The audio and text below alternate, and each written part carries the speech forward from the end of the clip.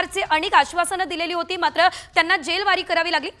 सध्या आपण दिल्लीमध्ये जर प्रमोद बघितलं तर अरविंद केजरीवाल म्हणजे आप आणि आप म्हणजेच अरविंद केजरीवाल असंच समीकरण आपल्याला बघायला मिळतं।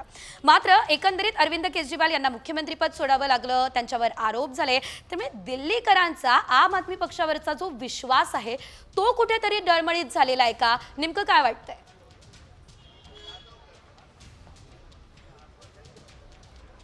दिल्ली दारू घोटाळा जो अरविंद केजरीवाल यांच्या सरकारवरती मुख्य आरोप होता, त्या आरोपामध्ये अरविंद केजरीवाल यांच्या पक्षाचे एक नेते जे आहेत ते जेलमध्ये गेलेले होते आणि ते कनेक्शन कशा पद्धतीने केलं गेलं होतं हे सीबीआयनं खूप प्रकर्षाने सांगितलं होतं आणि हे मुद्दे सगळे जनतेपर्यंत पोहोचवण्यामध्ये भारतीय जनता पार्टी दिल्लीच्या तब्बल 70 जागांचे कल आता साम टीव्हीच्या हाती आलेले आहे। भाजपनं जोरदार मुसंडी या ठिकाणी मारलेली आहे। भाजप तब्बल 41 जागांवर आघाडीवर असल्याचं आपल्याला बघायला मिळतंय, मात्र आप केवळ 28 जागांवर आघाडीवर दिसतंय। अतिशय मोठा बदल खरं तर दिल्लीच्या राजकारणात घडताना दिसतोय, कारण काटेकी टक्कर एक्झिट पोल मध्ये बघायला मिळत होती, मात्र ही काटेकी टक्कर नाही, भाजपने जोरदार मुसंडी या ठिकाणी मारलेली आहे। तब्बल 41 जागांवरती भाजप आघाडीवर आणि आम आदमी पक्ष मात्र केवळ 28 जागांवर आघाडीवर आपल्याला दिसतोय।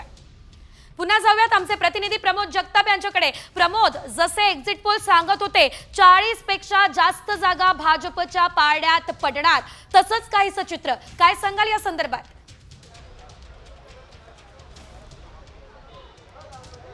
70 जागांची विधानसभा निवड जी आहे ती दिल्लीची आहे, त्यामुळे सरकार स्थापन करायचं असेल तर कुठल्याही पक्षाला बहुमताचा आकडा जो आहे तो 36चा पार करावा लागणार आहे आणि तो आकडा सध्या तरी भारतीय जनता पार्टीनं पार केल्याचं आपल्याला बघायला मिळतं। अर्थात हे सांगितलं पाहिजे, हे सुरुवातीचे कल आहेत, या कालांमध्ये पुढे बदल देखील होऊ शकतात, पण सुरुवातीच्या कालामध्ये म्हणजे साधारणतः पाऊण तासाच्या मतमोजणीनंतर भारतीय जनता पार्टीनं 40चा आकडा पार केल्याचं बघायला मिळते। सेजल, सगळे एक्झिट पोल मी वारंवार सांगतोय, 14 पैकी 12 एक्झिट पोलनी हे सांगितलेलं होतं की दिल्लीमध्ये भारतीय जनता पार्टीचं सरकार येऊ शकतं आणि त्या एक्झिट पोलचे अंदाज सध्या काही प्रमाणात खरे ठरताना दिसत आहेत असं म्हणावं लागेल, कारण एक्झिट पोलचा देखील आकडा होता की भारतीय जनता पार्टीच्या जागा ज्या आहेत त्या 42च्या पुढे येऊ शकतात, अशा पद्धतीचे अंदाज अनेक एक्झिट पोलचे होते आणि तेच आकडे म्हणजे सध्या जे आकडे मिळत आहेत आपल्याला बघायला कौल मिळत आहेत, त्या कौलनुसार 40 पेक्षा जास्त जागा भारतीय जनता पार्टीला जिंकताना किंवा भारतीय जनता पार्टी 40